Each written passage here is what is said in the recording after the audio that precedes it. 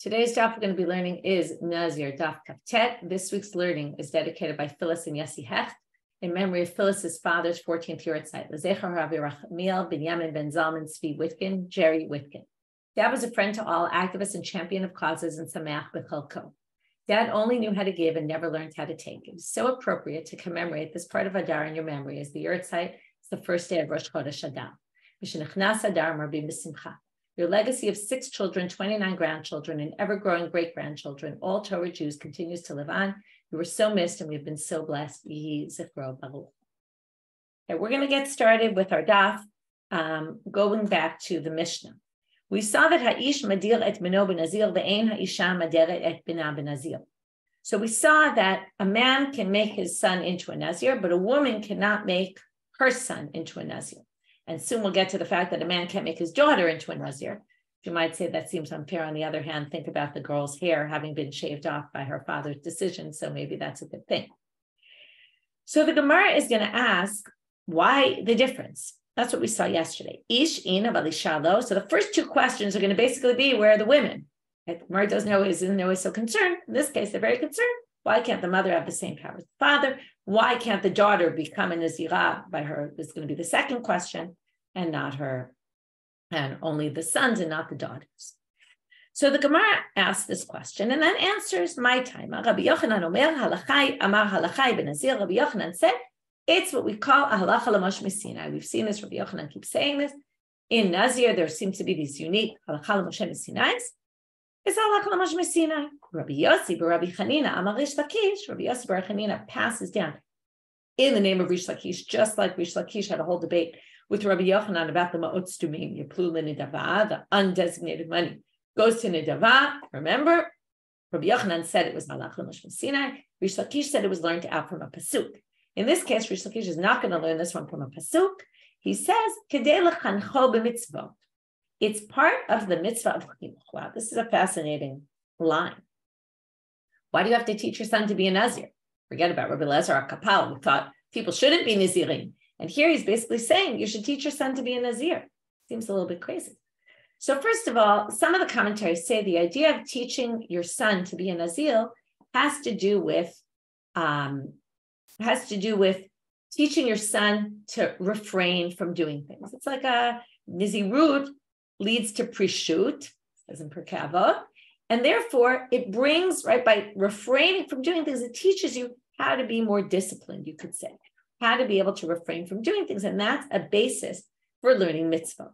So that's what Reish Lakish says. This is part of chinuch, to teach your son to learn how to refrain from things. To which the Gemara asks, okay, that didn't really answer our question. Our question was, father, yes, mother, no. But why can't the mother be teaching her child life lessons? Kasaval, Reish Lakish must hold ish chaya. So this is question number 1. We're going to have 7 questions against Reish Lakish. Okay, this is the first, which the Gemara answers, ish chayav lechanech beno b'mitzvah, ve'ein ha'isha chayavet lechanech et bena. It's a very interesting line, which we're going to have to discuss in a minute. But a man is obligated to teach his son. A mother is not obligated in the mitzvah of chinuch. That's what it sounds like. Commentaries jump on this and say, what are you talking about? Women are chayav in chinuch. There's sugyot that talk about mothers being responsible to educate their children as well. So how could you say that this is part of chinuch and women are not obligated? The other issue is, if you notice, the question was, why not women? Reish Lakish answers, because it's chinuch, to which the Gemara says, well, then women should be in. And then basically the answer is, women aren't in, without really explaining it, because right, it's kind of answering the question with the question. Why not women? Because women are not part of it. It didn't really answer his question. He was trying to say, why aren't women part of it? And the Gemara even thought women should be part of it once you said chinuch. So there's something going on here behind the scenes, which is what is this? Are women chayav in chinuch? They're not chayav in chinuch. And the next question is going to come up in the next sugya as well. The next question, we're going to say, why not the daughters? And we're going to say the fathers aren't obligated to educate their daughters. Now, in both these cases, we have sugyot that basically say fathers are, that daughters are part of chinuch, and mothers are part of chinuch. So let me leave the question aside. We'll learn the next section, and then we'll go back and I'll give you some of the answers that the commentaries discuss. So the next question is Bishlama Rabbi Yochanan. Now, all the next 6 questions, and you can see this all charted out on the sheet. There's going to be 7 questions against Reish Lakish. Each time we're going to say there's some unique issue that doesn't make sense according to Reish Lakish, but does make sense according to Rabbi Yochanan. Everything's going to make sense according to Rabbi Yochanan because Rabbi Yochanan has what we call the magic answer. It's halacha l'Moshe Sinai, and then you can't argue with it. In other words, you could just say the halacha l'Moshe Sinai was said about fathers, not about mothers, and there's nothing to discuss. Not exactly the best answer, but it means the way it works is, well, once we have this unique halacha l'Moshe Sinai is usually a very unique tradition, which is not based in sources. It's not based in, right? It's just something that's come down the line, either from Moshe or very early on. And it comes down the way it's passed down. So if it seems like there's some strange details, it doesn't really bother us because halacha l'Moshe Sinai, that's our answer. So Rabbi Yochanan and they're all going to be introduced in this way. Rabbi Yochanan's answer makes sense. And now we're going to see why we're even raising an issue. In other words, what's even the question? Amtulahachi means on account of this. In other words, on account of the fact that it's a tradition, that explains to us why beno in bito lo, why it's only a father to a son and not a father to a daughter. Ela l'Reish Lakish, but if it's all part of laws of chinuch, which I already just told you we're going to get to this question, afilu bito, even the daughter should be included. To which the Gemara says, Hasaval, he must hold Reish Lakish, beno chayav l'chancho, bin bito eno chayav l'chancha. It must be that Reish Lakish holds that only the son is obligated to be taught, and the daughter is not obligated to be taught. So how do we relate to this? I'll give you the easiest sugya, and this is why I wanted to teach this one first, before we got back to this issue. The most basic sugya is in Yoma. It's a sugya that talks about why Yom Kippurim, when it talks about, it's on Daf Pei Bet, talks about when do you start fasting, and how they're supposed to teach the daughters and the sons to fast a year before bar mitzvah or bat mitzvah. And it's clearly there that fathers are obligated to teach their daughters to fast the year before Yom Kippur. So how could you say that there's no din of chinuch by banot? It's explicit in the text there.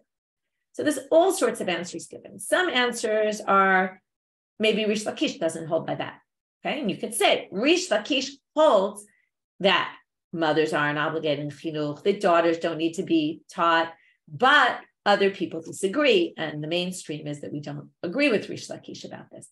But he himself doesn't hold that. That's a bit of a difficult answer because it seems pretty clear there. Anyway, that's one possible answer. Another possible answer, and there's many more, but I'll give you one more, which is that they differentiate between this mitzvah of Nazir and all the rest, which makes sense because the mitzvah of Nazir is not something the person is going to have to keep when they get older. There's no obligation to be a Nazir. It's teaching a value. Now, you could claim the girls need the values just as much as the boys need values, right? We're not talking about a specific mitzvah. It's more like we're trying to teach concepts here. But say the din of chinuch, when it comes to Yom Kippur, the girls have to be taught to fast because next year they're going to have to fast. So there's chinuch where there's obligation, but no one's ever obligated to be a Nazir.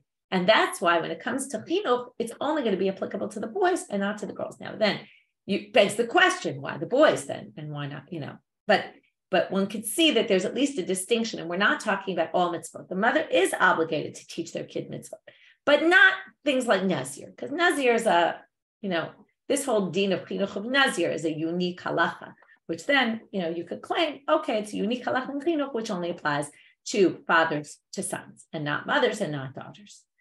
Again, it's difficult, the sugya, because it does contradict other sugyot. We've seen that many times where sugyot don't necessarily fit in with other sugyot. Anyway, those are our first 2 questions. So why not the mother and why not the daughter? Now we move on to further questions. We're up to question 3. So now we understand why this halacha is a unique halacha for Nazir. Never says anywhere the father should teach the kid to take vows, right? Maybe teach the kid, okay, don't eat sugar. Take a vow not to eat sugar, and that will teach the kid to refrain, right? Why wouldn't it say that? If the whole idea is halacha l'Moshe Sinai, it makes sense. It's halacha l'Moshe Sinai, and it happens to be passed down specifically for Nazir. But Ela l'Reish Lakish afilu nidarim nami. According to Reish Lakish, the father should in general teach the child the value of separating from things and refraining from doing things and, kind of being in control. Could be learned from vows as well. So why is this only for Nazir? Lo mebaya kamar, to which the Gemara answers, actually it's included. It's a lo mebaya structure. What does this mean? We've seen this many times. It doesn't tell you the more obvious case. It only tells you the less obvious case. Lo mebaya b'nidarim delately nivel. When it comes to a regular vow, it just doesn't need sugar. Okay, so that doesn't cause, that might be one that causes the kid pain. We should talk about. Nivul could be understood as two different things. We saw it yesterday with the wig and the shaving of the hair, that it's nivul because it looks disgusting. But nivul also can be translated as painful. Like it's hard. It's hard to refrain. Although I don't know how many kids it's so hard to refrain from drinking wine. On the other hand, it could be the kid did drink wine in those days because wine was the main drink. So, or, going to funerals or things like that, all these things, or you could say maybe not getting haircuts and maybe not eating grapes, that could be suffering for a child. But the idea is that those things, right, a neder is not as difficult, as challenging as nazirut. So you would say maybe nidarim, right? Obviously, there's no sort of, for the father to make the son do it, it's not the biggest deal. But ella, even though, now we're going to learn a few interesting things about chinuch here, okay? So now we're going to learn that you might have thought, in the end there isn't, but you might have thought that there's a difference, that when the father has to train the child in a way where it causes him, again, how you define evil is hard to say. Maybe the fact that he'll have to shave his head is embarrassing to him. Maybe the fact that he'll have to walk around with long hair for a while will be embarrassing to him. In other words, whatever it is, it might cause him, whether it's embarrassment or to look disgusting or to be suffering by refraining from all sorts of things. Even so, the father's still obligated to teach the child through this method. Basically saying that in chinuch, kind of everything's permitted.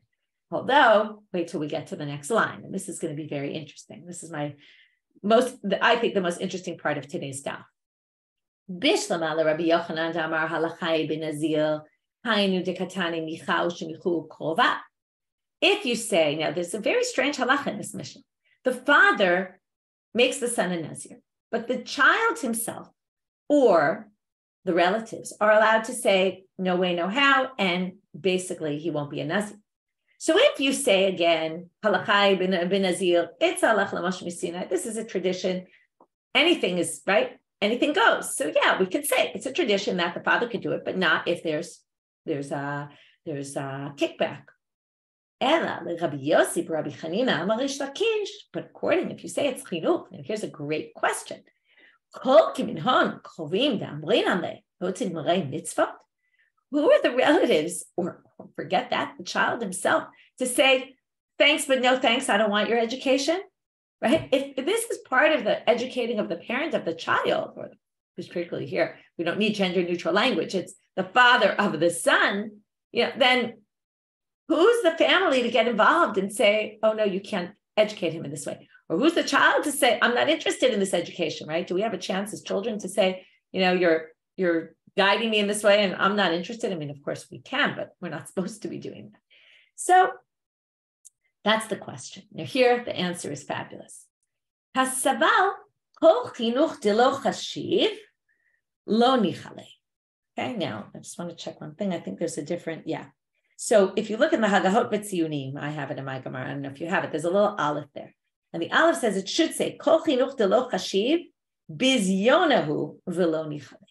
And that's the way the Rosh understands this, which is any chinuch which is not accepted by people, or again, how to describe chashiv is interesting. We'll get to this in a minute, becomes a bizayon. It becomes a humiliation, and then it's uncomfortable for this child. It's not good for him. So what are we talking about? So the Rosh says, I'm going to read the Rosh inside. It's very interesting. He says, Kol chinuch she'ein krovav. Remember, the Rosh is in very small letters. It's on the outside. And it starts with the words kasavar kol chinuch delo chashiv bizyonehi. He has that language that I said before, those two extra words. V'lo nichal. Kol chinuch she'ein krovav mechashvim oto. Here you have a parent who tries to, right, how many times does this happen, where the parent tries to tell the child, this is what you should do. And let's say the grandparents say, what are you doing to your kid? That's not a good method of parenting. Right? This happens all the time. And then they're very against it. And the kid is stuck in the middle. The kid sees the grandparents saying, don't do that. And the parents are saying, do that, right? So here they say, it's a great insight. If the krovim don't value this kind of education, then it's bizoyu hava. It becomes an embarrassment for the child to do this. In other words, if the people surrounding him, if the father makes, right, if your parent makes you show up to school wearing some, I don't know what, and the parent insists that you have to be the one who's, whatever it is. And everyone else around you is basically saying, this is not the way to do it. Or right, like Medina, like you're saying, older kids telling the parents, this is not right for the kid. Okay. This is not right for the situation. You don't understand what it's like in school, and you don't know what people are dressed like, and you don't know. Right? Then it becomes a huge embarrassment for the child.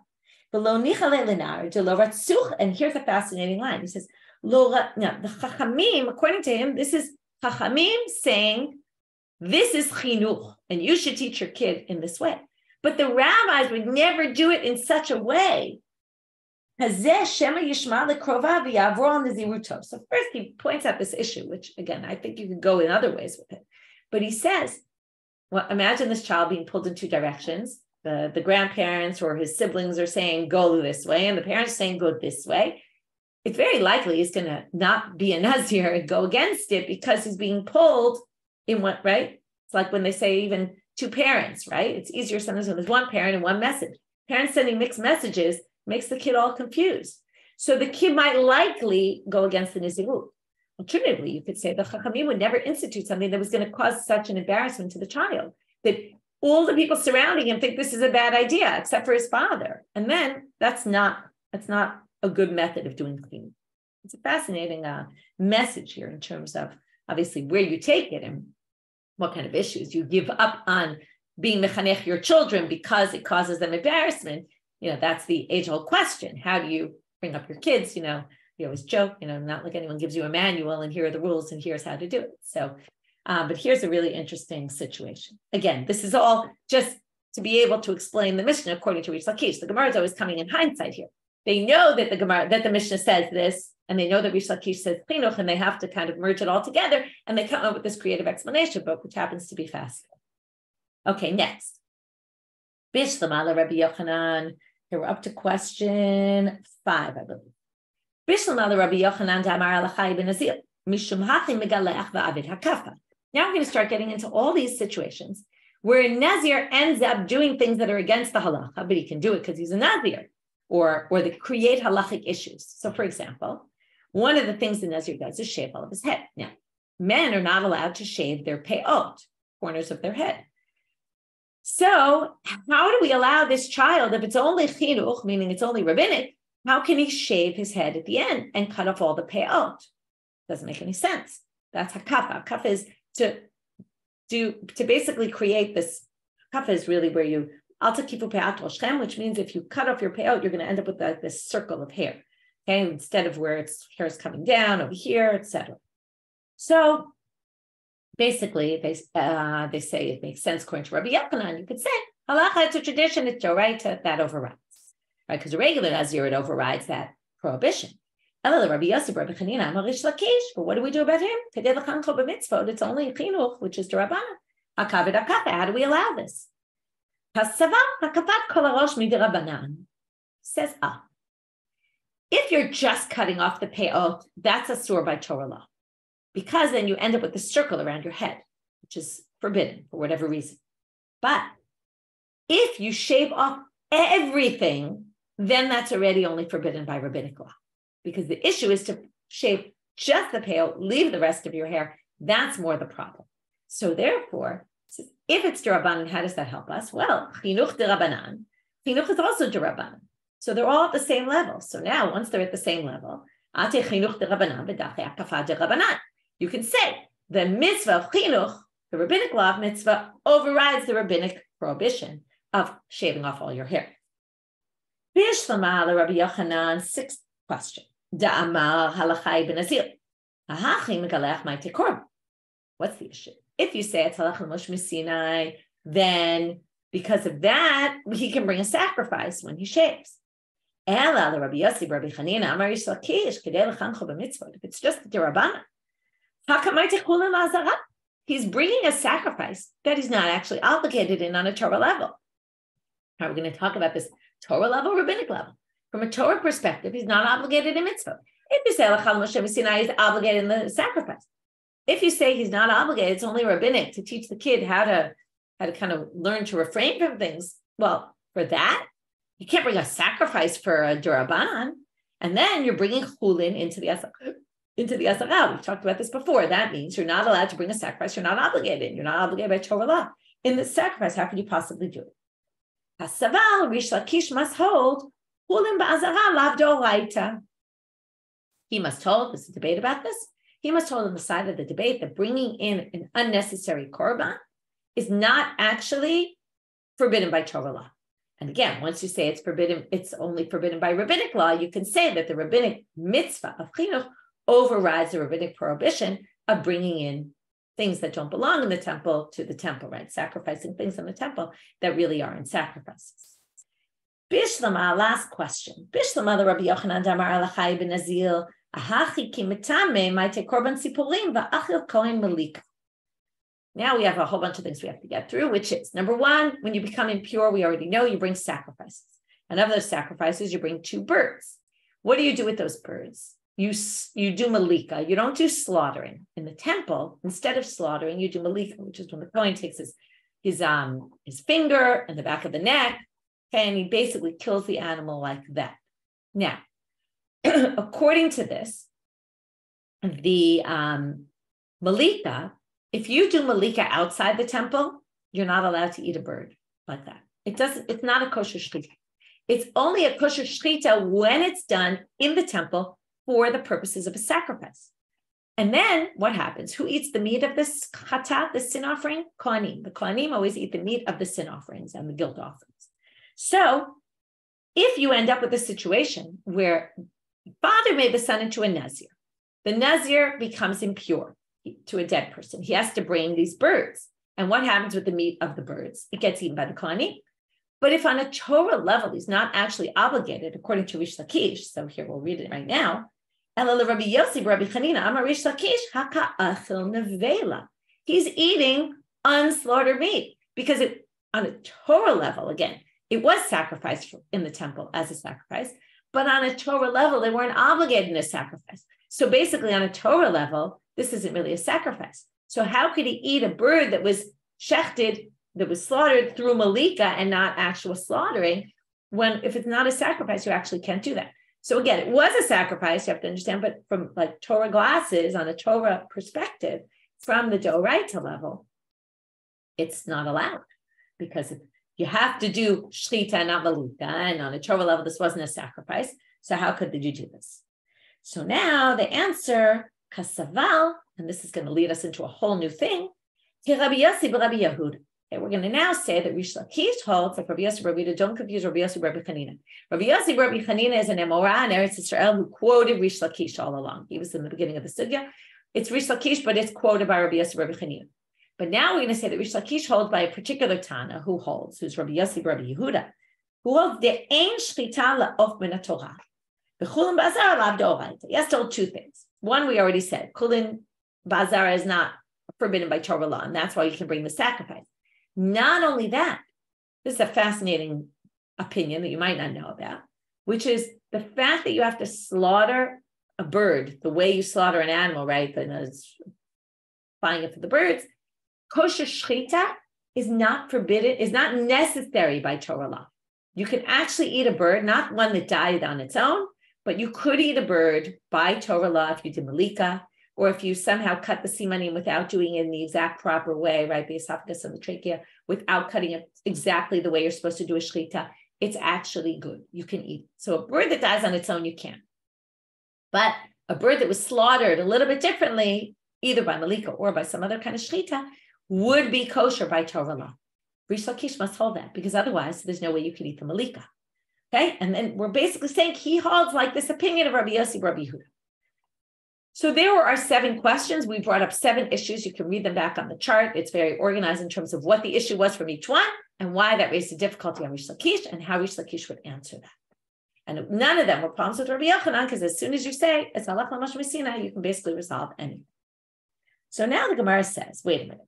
You just said that Rabbi Yosi, Rabbi Yehuda holds that ein shlita la'of min Torah. And by the way, we don't hold this way. According to Torah law, you have to slaughter a bird halacha, okay? Even by Torah law.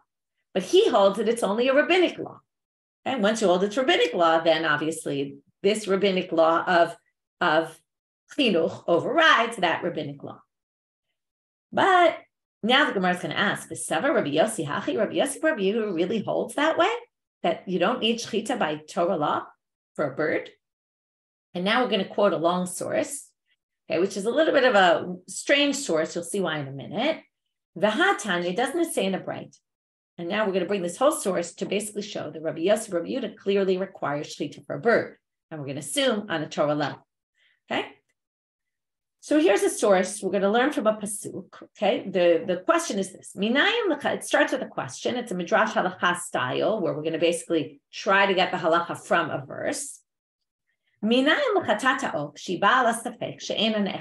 do you know that a bird offering that's brought out on a doubt, we had this recently, like a woman who has a miscarriage and isn't sure was the baby actually a full-term baby or not a full-term baby. If it wasn't going to be a full-term baby, then she wouldn't have to bring the sacrifices of a yoledet. If it was a stillborn, though, that could have made it, it was like, again, in their words, 9-month baby or 7-month baby rather than 8-month baby, without getting into all the details, she basically would have to bring a korban yoledet if it was viable. She wouldn't have to if it wasn't. She doesn't know because the baby never made it and we never had a way to check. So therefore, she's going to bring it out of doubt. A chatara oath, normally you don't bring sacrifices out of doubt. In this case, we allow it. But the kohanim can't eat the meat. Where do we know that halacha from? Hey, even though normally they eat the meat, in this case they can't. So let's read inside. Here goes the drasha. Talmud lomar v'hazav et zovo lazachar v'lankeva. So this says something about the zav. The zav has this discharge. It's the same for males and females. So why does it say la zachar v'la nekeva? What are they talking about? Makish nekeva la zachar. We want to learn all these laws for women from men, from the laws for men. What's strange about this is they're going to quote and say, this is for men, it's the same for women. Now, it happens to be, it's the same from women, even from the Torah. You don't need this hekesh of zachar and nekeva in the pasuk. But what they seem to be doing is applying not just zachar, but things that only apply to women, like a yoledet or things like that. Again, it's a little bit of a confusing drasha because of that, but let's just read it anyway. Ma zachar mevi korban alav vadai. A zachar, now we're going to regular sin offerings. If a man sins, then he brings a sacrifice. Okay, I ate chalev by accident. I didn't know it was chalev, the forbidden fats. I ate it. I have to bring a sacrifice. Now, this is what's strange. It's true for a man or a woman from the Torah. It's clear. You don't need this hekesh to teach you that. But anyway, they're going to use the hekesh because you'll see they're going to build up. So since the zachar brings a korban on something he clearly did, that's halacha number 1.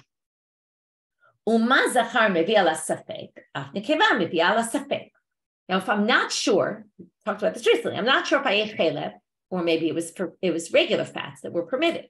I don't know. So what do? If you remember, instead of bringing a sin offering, I bring a guilt offering.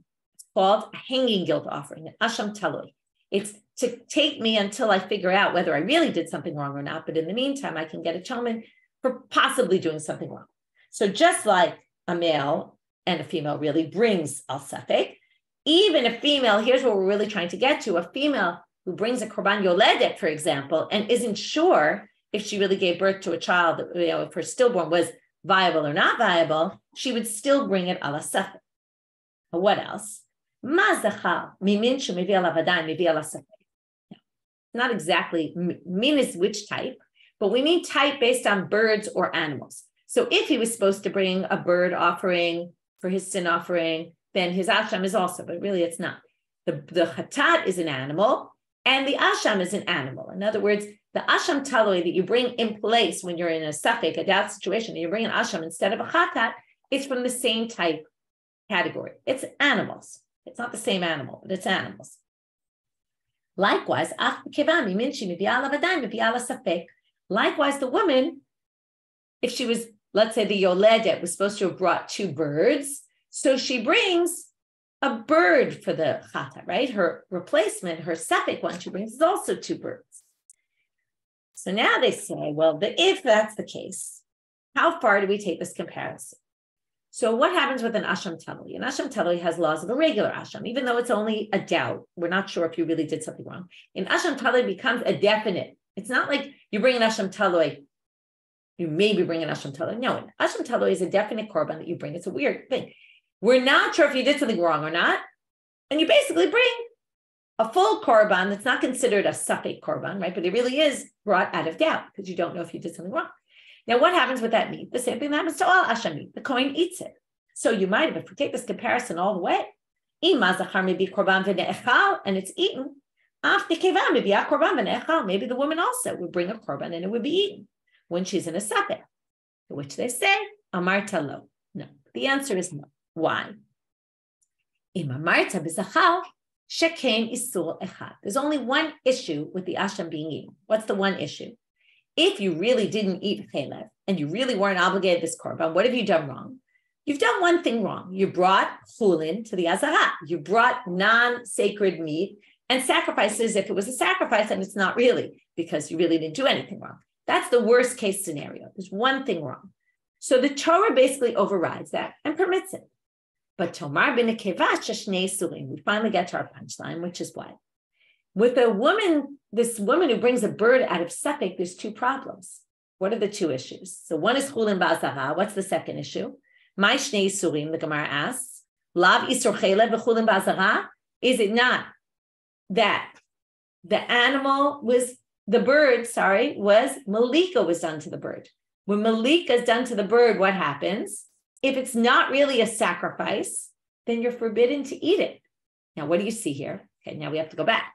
This was all Rabbi Yosi, Rabbi Yehuda speaking, and we're assuming when he talks about the two isurim at the end, that he must be talking about isur nevela, that it was an animal that wasn't properly slaughtered, and chulin ba'azara. And that explains why this meat can't be eaten, because it's got this extra issue of having done malika. That would seem to imply what? That this whole thing is forbidden midoraita. So if that's the case, that means Rabbi Yosi, Rabbi Yehuda thinks that you need to slaughter by Torah law, not by rabbinic law, right? Because he says it here. That's the reason why you can't eat chatzar ha'of that comes misafek. We're on Amud Bet, by the way, in the middle of that question. We move to Amud Bet, to which we have a very simple answer. He attacks the question. Usually you attack someone who says something. In this case, he attacks the question. Usually you attack an answer, right? Matkif is usually an attack on something somebody says. Here it's a question, and he's basically saying, that's not a good question. That's not a good difference. So what does he say? Maybe they forbade the kohanim to eat because it looks like two isurim midrabanan. And maybe Rabbi Yosi, Rabbi Yehuda actually holds that all of this is only forbidden by rabbinic law, that really malika would be fine by Torah law. But since there's two rabbinic laws here, the rabbis forbade you to eat the meat. They allow you to bring the korban mishum safek, because also chulin la'azara is only rabbinic, and they don't allow you to eat the meat though, because in the end, there are potentially two issues here, chulin la'azara and that you're eating something that was malika, but not by Torah law, and therefore it's not really a question. So again, just to summarize what we did until now, we started with one basic question, which was why the father, not the mother. We answered because either it's halacha Moshe Sinai, and that simply answers it, or Reish Lakish who says it's chinuch. That was a more complicated answer, because that led us to 7 questions against Reish Lakish. In answering the 7th question, we said he must hold that shechita for birds is only rabbinic, because he holds like Rabbi Yosi, Rabbi Yehuda. And then the Gemara says, who says Rabbi Yosi, Rabbi Yehuda holds this way? Look in this brighter. Rabbi Yosi, Rabbi Yehuda seems to say that's not the case. But in the end, we reject that and say that's not a problem. He could be just saying on a rabbinic level. Now we have 2 more things left to do in our daf. One is to say maybe the machloket Rabbi Yochanan and Reish Lakish about halacha ben Nazir chinuch is the same machloket of 2 Tanaim. That's the first thing, and we'll get to the second thing when we get to it. Lema kitanai. Let's suggest it's the same as this machloket Tanaim we're going to see inside right now. Ad matay madiret beno benazir. I know you've been waiting for this. Until what age can the father make his son into a nazir? Unfortunately, they don't discuss from what age. Okay, how young can he make his child into a nazir? But they do say until what age. But there's a machloket. Ad she'avi shtei sarot. Divrei Rebbe. Rebbe says the general age of maturity, which is he has 2 pubic hairs. Rabbi Yosi, Rabbi Yehuda, Until he gets to the time where a child can make their own vow. What is that? If you look at your bookmarks, you have it on your bookmark, mufla samach leish, which we're going to see in the Gemara in a minute, which is a term used to describe someone who's close to the age, he hits the age of 12. He's already considered that he can make his own vows. We kind of check him and make sure he really knows what he's getting himself into. And if we believe he does, already at the age of 12, his nedarim have value. So if that's the case, once these nedars have value, already the father can't make a vow. It's for him. So we basically have two different cutoff ages. So we want to say, my lav tanai, is this not the same machloka tanaim? The Rebbe savar halacha ben nazir, which would then say, why does it have to do with halacha ben nazir? The more obvious answer, halacha ben nazir is always the magical answer, it doesn't really matter. The more logical answer is, once he can make his own vow, the father doesn't make the vow for him. But if you say it's halacha moshe b'sinai, then we override that, and we basically say, it doesn't really matter when the son can make his own vows. It's just, this was the tradition. When the kid comes of age, maturity, that's when, right? Shtei sarot, 2 heirs, that's when he can do it. Rabbi Yosi, Rabbi Yehuda, Amar ad shegil lo nadari, savar kedei l'chancho b'mitzvot. Why does he say when he can make his own vow? Because this whole thing is chinuch. When does chinuch end? When the kid already can do it himself. Kevan denafik mirashute. Once he goes into his own domain, he enters his own domain for this mitzvah, he can take his own vows. The father's no longer obligated to teach him. He's already at that age where the father, taught him all he wants, and now the kid can do it himself. To which the Gemara rejects and gives 2 other possible ways of reading this, either both according to Rabbi Yochanan or both according to Reish Lakish. Amrei lo, that's not true. It's not the same debate, or you can't necessarily say it's the same debate. Everyone agrees it's a halacha moshe b'sinai. This is option 1. The whole debate is, how do we view this halacha mufla samach leish? That at age 12, the kid can make their own vows. Rebbe savar mufla samach leish to Rabban. Rebbe says the whole thing is a rabbinic law. But atidoraita. Now again, he calls halacha moshe b'sinai Torah law. Comes the Torah law, the father can make a vow for the child, and dachi the Rabban, and they override the Rabban.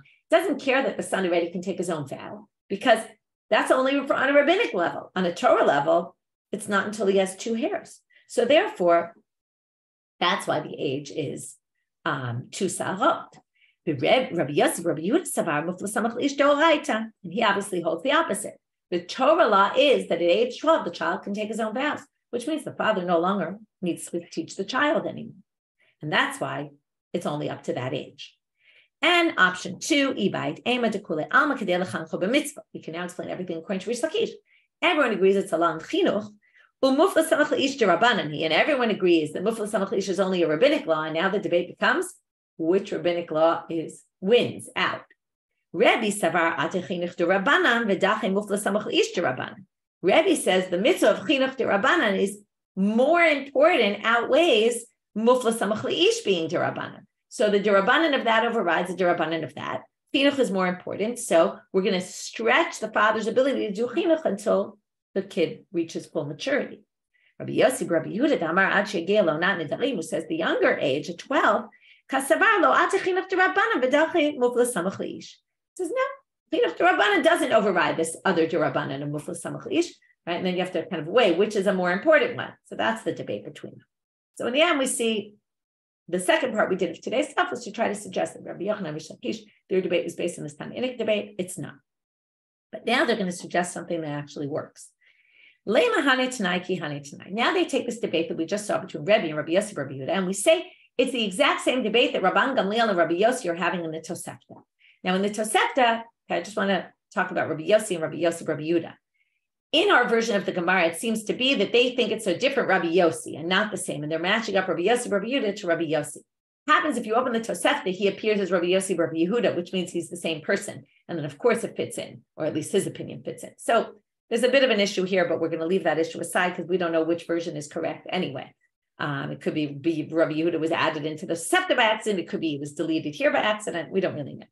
But in any case, our sugya seems to be thinking it's a different Rabbi Yosi and then wants to match up the opinions. Here's a bright, and we're going to have a story, and then the Gemara is going to question something in the story, and we'll leave with that question. In the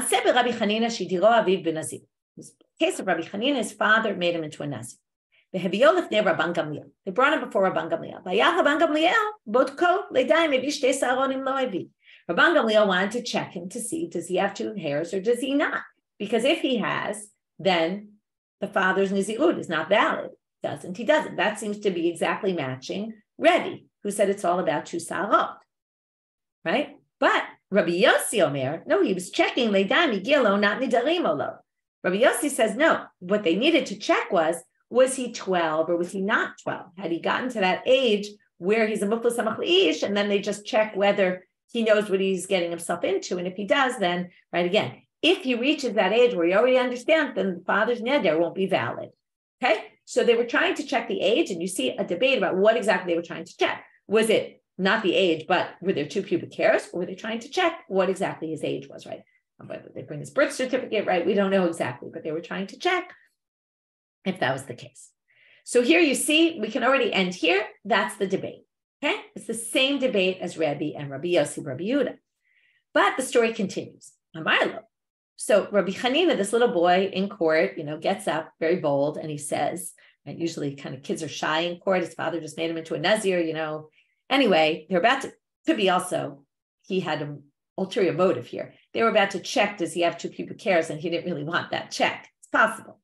Anyway, he says, Rebbe, you don't have to go through with this whole check.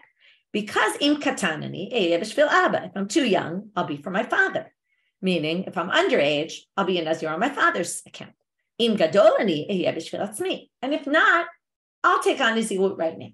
Okay, so either which way I'm a Nazir, you don't really need to bother checking. Amar Rabban Gamliel Nishakol, show Rabban Gamliel kisses him on his head, right? Whether he had the right motives or the wrong motives, it doesn't matter. Rabban Gamliel was impressed with him, thought he did it for the right reason. I have a good story for that one anyway. A kid who ducked out of a competition once because they didn't want to bother studying further. And they claimed they did it. I've probably told this story before. They claimed they did it because there was a kid who tied for last place and they cut him off the list and he was crying. So my kid said, oh, you can take my place. And, they kind of all were so proud of him that he did that, but really he was just trying to get out of studying. Anyway, it's a good story. So we don't know what his motivation was, but Rabban Gamliel was very impressed. And Amar, Muftachani b'zeh shemoreh halacha b'Yisrael. You're going to be a true teacher in Israel, a teacher of halacha. Amru lo hayu yamim mu'atim ad shoreh Rabbi Yisrael. And this, in fact, came true.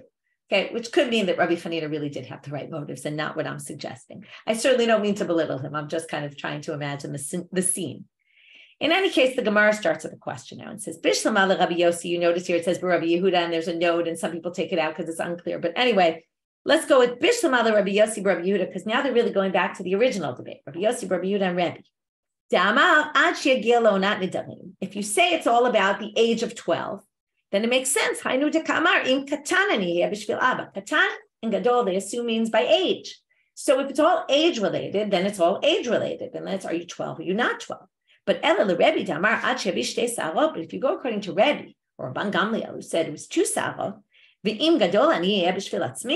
it has nothing to do with age. It has to do with were there hairs or were there not hairs. So gadol, which sounds like age, what does that make a difference?